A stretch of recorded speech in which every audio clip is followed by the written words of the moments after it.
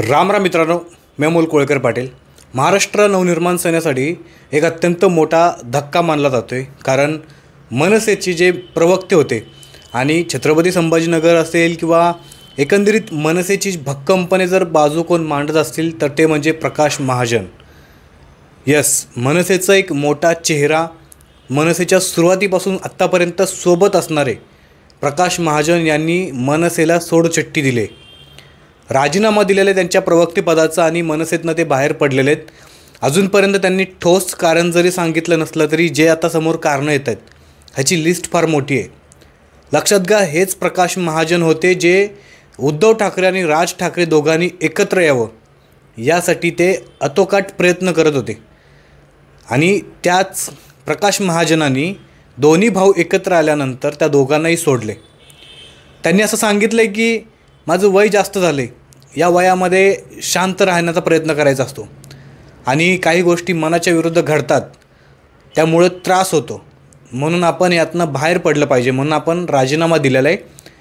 जरी बोललं जातं आहे की ते आता कुठल्याही पक्षामध्ये जाणार नाहीत, तरी देखील मनसेला का सोडून जात आहेत. आणि एकच व्यक्ती नाही जे प्रकाश महाजन मनसेला सोडून जात आहेत. आता अशा आपण टप्प्यावरती पोहोचलेलो आहेत ना की ज्या टप्प्यावरती आपल्याला या सगळ्या गोष्टी बोलणं फार गरजेचं आहे. असं नाही की अजिबात कुठल्या पक्षामधून लोक एकमेकांना सोडून जात नाहीत, परंतु मनसे पक्ष असा आहे की हा न्यूट्रल आहे. हा सत्तेमध्येही नाही आहे, विरोधी पक्षात पण नाही आहे. न्यूट्रल असताना पक्षातली लोक पक्षाला का सोडून जात आहेत? सत्तेमध्ये असताना मला हे मिळालं नाही, मला ते मिळालं नाही म्हणून लोक सोडून जाऊ शकतात किंवा दुसरीकडून चांगली ऑफर आली तर तिकडे जाऊ शकतात. पण एक सामान्य न्यूट्रल असणाऱ्या पक्षामधून जर त्यांचे अत्यंत कठोर आणि मनाला जोडणारे म्हणा किंवा एकदम पक्षाशी त्यांची नाळ जोडलेले असताना असे कार्यकर्ते जेव्हा सोडून जातात त्यावेळेला डेफिनेटली आपण विचार करण्याची गरज आहे की ही लोक मनसे सारख्या एक अत्यंत चांगल्या पक्षाला का सोडून जातात. एक नाही आहेत प्रकाश महाजन, या अगोदर अनंत लोक सोडून गेले. जी लोकं सोडून गेली त्या वेगवेगळ्या कारणांनुसार गेली. ते बाहेर जाऊन आमदार झाले, मंत्री झाले.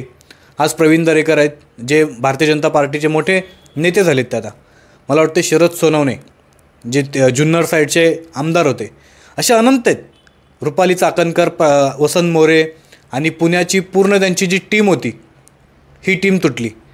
असे अखिल चित्रे जे की मनसेचे प्रवक्ते देखील होते, त्यांनी देखील सोडचिठ्ठी दिली आणि ते उद्धव ठाकरेंच्या शिवसेनेमध्ये गेले. मनसेला वसंत मोरे यांनी सोडलं आणि ते बरेच पक्ष फिरले आणि शेवटी उद्धव ठाकरेंच्या शिवसेनेमध्ये आले. रुपाली चाकणकर मनसेच्या होत्या, त्या आता अजित पवार गटाच्या झाल्या. अशा अनेक लोकांची जर आपण लिस्ट काढली तर प्रत्येकजण आपापल्या कारणानुसार वैयक्तिक काही कारण दिलं असेल, परंतु ते मनसेला सोडून गेलेले आहेत. प्रकाश महाजनांबद्दल एक महत्त्वाची गोष्ट सांगायची होती. त्यांच्याकडे बघून असं वाटत नव्हतं की ते कधी मनसेला सोडून जातील. पहिल्यांदा प्रकाश महाजन कोण आहे, त्यांची ओळख काय मी तुम्हाला सांगतो. स्वर्गीय प्रमोद महाजन यांचे ते बंधू आहेत आणि प्रमोद महाजनांची मुलगी जी खासदार होती, जे आता माजी खासदार आहेत, त्यांचे ते काका आहेत. आता सध्या ज्या पंकजा मुंडे मंत्री आहेत त्या पंकजा मुंडेंचे ते सख्खे मामा आहेत. इतकं राजकीय बळ चांगलं असताना देखील त्यांनी मनसेसारख्या पक्षामध्ये आपलं आयुष्य काढलं. जो काही आपल्याला जितका वेळ देता येईल तितका ते पक्षाला वेळ देत होते, परंतु असं पाठीमागच्या वेळेला त्यांना मुंबईच्या शिबिरामध्ये आमंत्रण दिलं नव्हतं म्हणून ते नाराज होते असं बोललं जात होतं. आणि त्याच्यानंतर स्वतः अमित ठाकरे यांनी त्यांच्या घरी जाऊन भेट घेतली, त्यांची मनधरणी केली, त्यांची समजूत काढली आणि त्याच्यानंतर असं सांगितलं जात होतं की प्रकाश महाजन आता नाराज नाही आहेत, ते मनसेच्या इथून पुढच्या सगळ्या कार्यक्रमाला येतील. परंतु आज अचानक त्यांनी राजीनामा दिला आणि राजकीय वर्तुळामध्ये चर्चा उठायला सुरुवात झाली. पण प्रकाश महाजनसारखा अत्यंत प्रामाणिक आणि म्हणजे का मनसेला सोडून गेला किंवा त्यांचा असा आरोप आहे की माझ्याकडे कुणीही लक्ष देत नाही आमच्यासारख्या लोकांकडे. म्हणजे त्यांचं असं सरळ म्हणणं आहे की मी उद्धव ठाकरे आणि राज ठाकरे हे दोघं भाऊ एकत्र यावेत म्हणून शिवाजी पार्क मैदानावरती बाळासाहेब ठाकरेंच्या स्मृतीजवळ जाऊन मी हात जोडून विनंती केली होती, या दोघांनी एकत्र यायला पाहिजेत. एवढंच नाही तर त्यांनी हे देखील सांगितलं होतं की हे जर दोघं एकत्र आले नाहीत तर नियती ह्यांना कधीही माफ करणार नाही.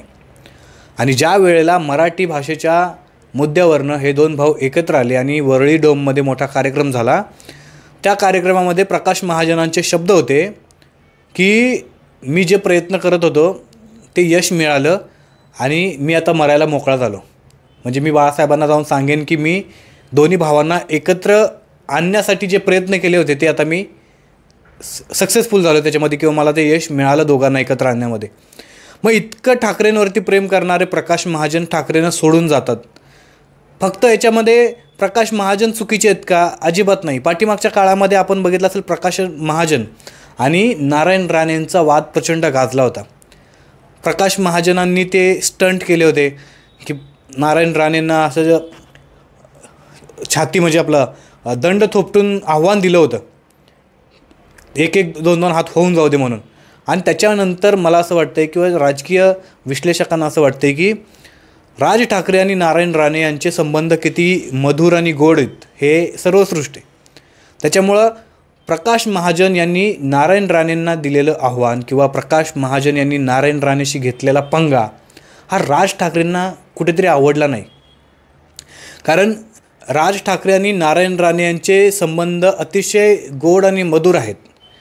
त्यामुळं जर त्यांच्या पक्षाचा एखादा प्रवक्ता किंवा एखादा नेता जर त्यांच्या अत्यंत गोड आणि मधुर मित्राला आव्हान देत असेल किंवा अशा प्रकारचे काही डायरेक्ट भिडायचं एकमेकांना अशा प्रकारची जर भाषा वापरत असेल तर ते राज ठाकरेंना अजिबात पटणार नाही. आणि म्हणून राज ठाकरेंनी प्रकाश महाजनांकडे लक्ष देण्याचं कमी केलं आणि दुर्लक्ष द्यायला सुरू केलं असं राजकीय वर्तुळामध्ये चर्चा होत्या. आणि त्याच गोष्टीनंतर या प्रकाश महाजन कुटुंबामध्ये आणि ठाकरे कुटुंबामध्ये म्हणजे राज ठाकरे यांच्या कुटुंबामध्ये हे वितिष्ट आल्याचं सांगितलं जाते किंवा बोललं जाते.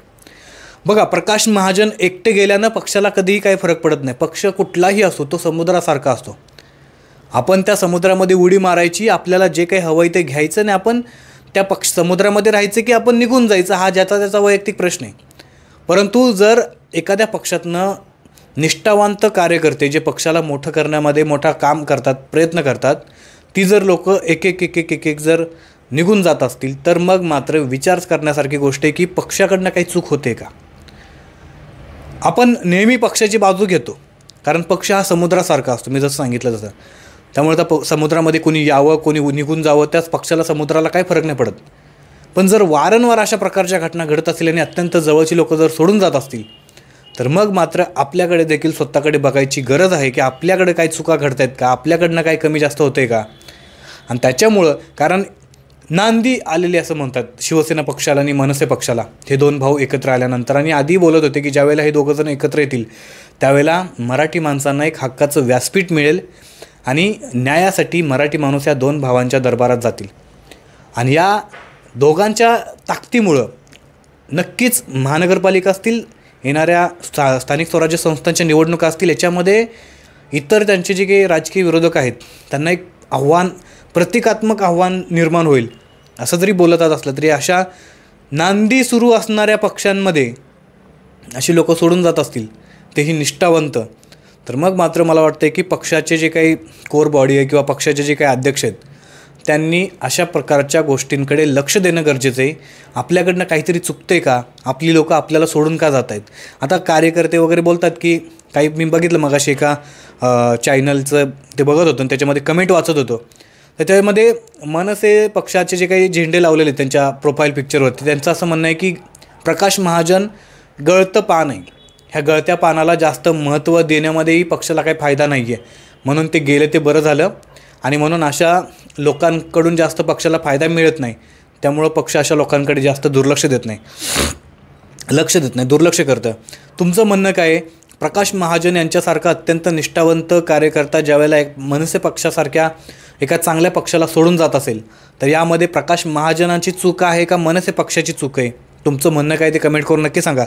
बाकी प्रकाश महाजन आता निवृत्त होणार आहेत राजकारणातून की आणखी कुठल्या पक्षाने त्यांना चांगली ऑफर दिले आणि त्यासाठी ते त्या पक्षामध्ये आता उडी मारतील?